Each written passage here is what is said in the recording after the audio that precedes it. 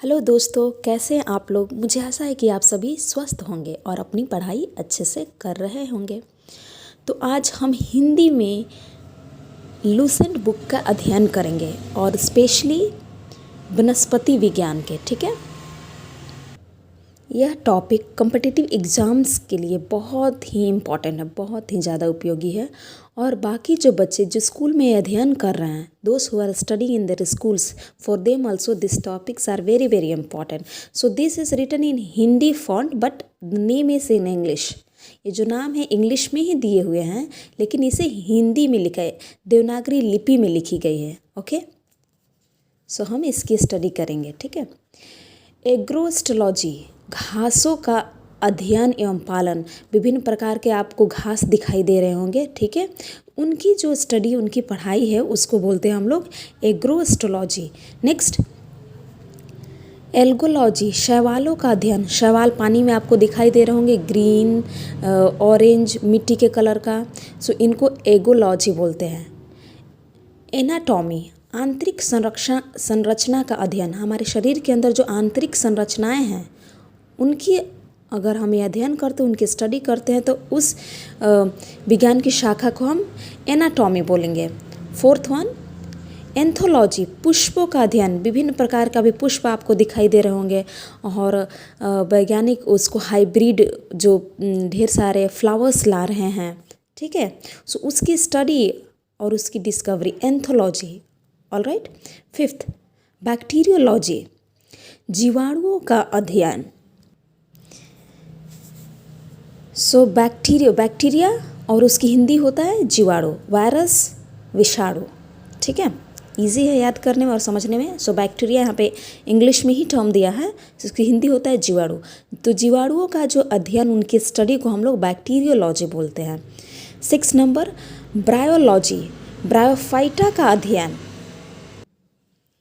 6 number, bryophyta, जो Moses होते हैं, नॉर्मली उनको मोसेस बोला जाता है, जो काई की तरह पानी में समुद्र के तल, समुद्र के जो किनारे होते हैं, जहाँ पानी का बहाव होता है, वहाँ पे मोसेस आपको दिखाई दे रहे होंगे।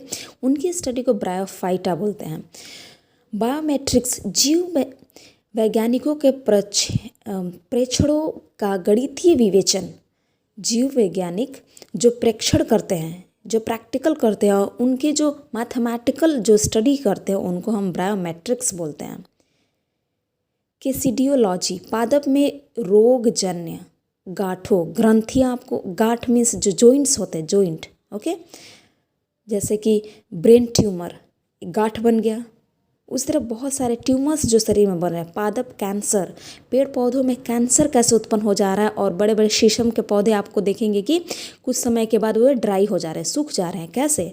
उनमें कैंसर का जो रोग है, जो डिसीज़ है, फैल रहा है, और कुछ समय के बाद जो पेड़ पौधे हैं सूख जा रहे हैं। तो उनकी अध्ययन को केसिडियोलॉजी बोला जाता है। 9th नंबर, साइटोलॉजी, कोशिकाओं का अध्ययन। जो सेल्स की स्टडी होती है, उसे हम साइटोलॉजी बोलते हैं।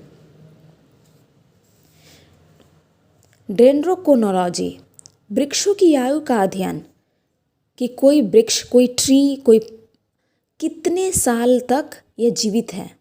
पीपल का, बरगद का, बहुत लंबे दीर्घ आयु वाले पेड़ पौधे हैं, तो उनकी आयु कितनी हो गई है, उसकी स्टडी को डेंड्रोक्रोनोलॉजी बोलते हैं। डेंड्रोलॉजी, वृक्षों एवं झाड़ियों का अध्ययन।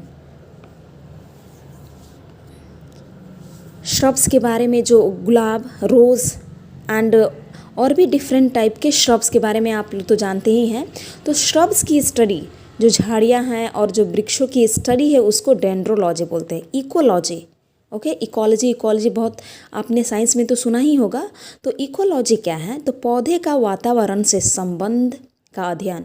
जो पौधे हैं, उनका हमारे एनवायरनमेंट से क्या रिलेशन है, उन दोनों के बीच में जो रिलेशन है, उसे इकोलॉजी बोलते हैं। ऑलराइट। नंबर 13, इकोनॉमिक बॉटनी, आर्थिक महत्व के पौधे का अध्ययन। Economy means something related with money, जो पैसे से जुड़ा हुआ है। ठीक है, तो इकोनॉमी बॉटनी। सो आर्थिक महत्व, कुछ पौधे होते हैं जिनका जो औषधीय रूप में उनका इस्तेमाल करते हैं। ठीक है, कुछ पौधे हैं जैसे कैश क्रॉप्स। तो आर्थिक महत्व के पौधे, उनका अध्ययन किया जाता है कि किस तरह इनका पालन पोषण किया जाए और इनसे हमें पैसे प्राप्त हो, इनसे हम कुछ अर्निंग कर सकें। ठीक है, सो इकोनॉमिक बॉटनी उसके स्टडी को बोलेंगे। एम्ब्रियोलॉजी युग्मकों के निर्माण, निषेचन, भ्रूण के परिवर्धन का अध्ययन। किस तरह युग्मकों का, जाइगोट का नहीं, युग्मक का हिंदी होता है जाइगोट। एम्ब्रियोलॉजी फूलों पुष्प के बारे में आपने पोलिनेशन और उसके जो संरचना, उसकी बनावट, ओके, उसके रिप्रोडक्शन के बारे में आपने पढ़ा होगा। सिमिलरली जो एनिमल रिप्रोडक्शन और reproductive organ in human being आपने पढ़ा होगा, उसमें निषेचन कैसे, फर्टिलाइजेशन कैसे, फर्टिलाइज वो कैसे, जो युग्मक है, ओके, जाइगोट्स कैसे फर्टिलाइज होता है और एक भ्रूण के रूप में कैसे उसका परिवर्तन हो रहा है और भ्रूण से फिर शिशु बनता है, उसकी स्टडी को एम्ब्रियोलॉजी बोलेंगे। नंबर 15, इथेनोबॉटनी, आदिवासियों द्वारा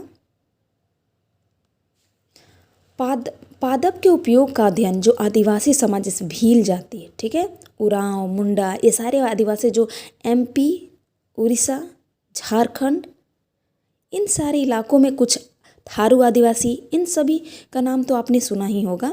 तो सारे आदिवासी लोग होते हैं तो कुछ पौधों का इस्तेमाल करते हैं अपनी औषधि के रूप में या उसको खाने के तौर पे। ठीक है, वो विशेषकर बहुत ही औषधीय और उनका कुछ साइंटिफिक गुण होता है जो हमारे हेल्थ के लिए बहुत ही इम्पॉर्टेंट, इसीलिए वे लोग उनका उपयोग करते हैं। तो उनकी स्टडी को 15 नंबर, ओके, इथेनोबॉटनी बोला जाता है। इवोल्यूशन, सजीवों के विकास का प्रक्रम का अध्ययन, कि कैसे सजीवों में जो विकास, डेवलपमेंट हुआ है, उनकी जो प्रोसेस है, ठीक है, प्रक्रम, उनका जो प्रोसेस है, उसकी स्टडी को हम इवोल्यूशन बोलते हैं। एक्सोबायोलॉजी, अन्य ग्रहों, 17 नंबर, एक्सोबायोलॉजी, अन्य ग्रहों पर संभावित जीवों की उपस्थिति का अध्ययन। आपने जो मूवी अवतार है उसको तो देखा ही होगा, उसमें किस तरह किसी अन्य प्लैनेट पे अवतार प्रजाति के कुछ लोग, वहाँ पे भी मनुष्य रह रहे हैं, उनके रहने के तरीके, खाने पीने और उनके निवास करने के तरीके अलग है, और ऐसे मनुष्य वहाँ जाके उनके जीवन को अस्त व्यस्त कर दिया, उनको तबाह कर दे रहे हैं। तो अन्य ग्रहों पे जैसे एलियंस। 18 नंबर, फ्लोरिकल्चर, सजावटी पुष्पों का संवर्धन एवं अध्ययन। सजावटी कुछ डेकोरेटिव फ्लावर्स होते हैं, उनके जो पालन पोषण, उनकी जो वृद्धि, उनका जो ग्रोथ है, ओके, उसकी स्टडी को हम लोग फ्लोरिकल्चर बोलते हैं। फॉरेस्ट्री, वनों का अध्ययन, किसी फॉरेस्ट का जो अध्ययन है, ठीक है, उसको फॉरेस्ट्री बोला जाता है। जेनेटिक इंजीनियरिंग, कृत्रिम जीन का निर्माण एवं स्थानांतरण का अध्ययन, किस तरह हम एक नए जीन का निर्माण करेंगे मानव द्वारा, ओके, आर्टिफिशियल जीन का जो रिप्रोडक्शन है और उसका जो रिप्लेसमेंट हो रहा है एक जगह से दूसरे जगह, किसी दूसरे के बॉडी में हम लोग रिप्लेस कर रहे हैं, उसको जेनेटिक इंजीनियरिंग बोला जाएगा। जेनेटिक्स, आनुवंशिकता और विभिन्नताओं का अध्ययन, ठीक है, आपके पेरेंट्स, आपके दादा और आप में किस तरह आनुवंशिक लक्षण आप में ट्रांसफ़र हो रहे हैं, जेनेटिक जो बिहेवियर है, कैरेक्टरिस्टिक आप में कैसे ट्रांसफ़र, उसकी स्टडी को हम लोग जेनेटिक्स बोलते हैं। 22, जेरोनोटोलॉजी, आयु के साथ जीवों में होने वाले परिवर्तन का अध्ययन। आयु के साथ क्या क्या परिवर्तन हमें देखने को मिल रहा है जीव जंतुओं में, उसके स्टडी को हम लोग जेरोनोटोलॉजी बोलते हैं। 23, हेरिडिटी, पैतृक लक्षणों का संतति में पहुँचने का अध्ययन। सो हेरिडिटरी डिसीज़ के बारे में भी आप सुना होगा, जैसे कि डायबिटीज़ एंड ऑल।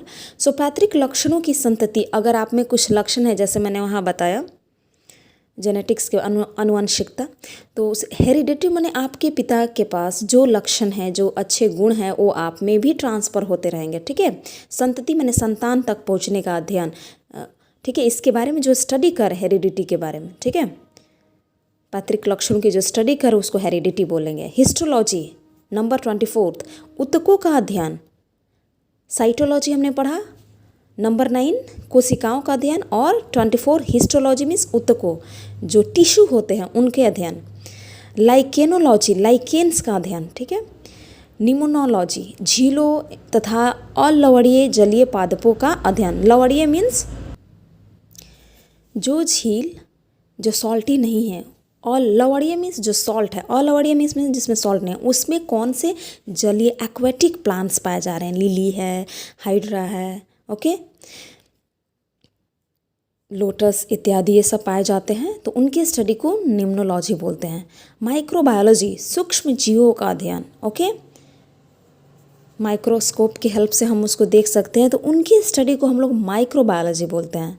मॉर्फोलॉजी, पादपों का आकारीय संरचना किस शेप के हैं, स्टार शेप के हैं, स्फेरिकल हैं, ओके, सर्कुलर हैं, rectangular, means different, I am just giving example कि उनकी स्टडी को मॉर्फोलॉजी बोलते हैं। माइकोलॉजी, कवकों फफूंद का अध्ययन, ओके, विभिन्न बहुत प्रकार के फफूंद आपने देखा होगा जो पैथोजन भी हैं, जो रोगाणु भी हैं, जो रोगों का क्या करते हैं, एक जगह से दूसरे जगह पर ट्रांसफ़र भी करते हैं, ठीक है।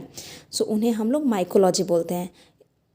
अभी हमें 25 और वनस्पति विज्ञान की शाखाओं का अध्ययन करना है, लेकिन हम आपका ज़्यादा समय नहीं लेंगे। अगर ये वीडियो अच्छा लगे तो आप इसे लाइक, सब्सक्राइब एंड शेयर ज़रूर करें। Thank you and have a nice day.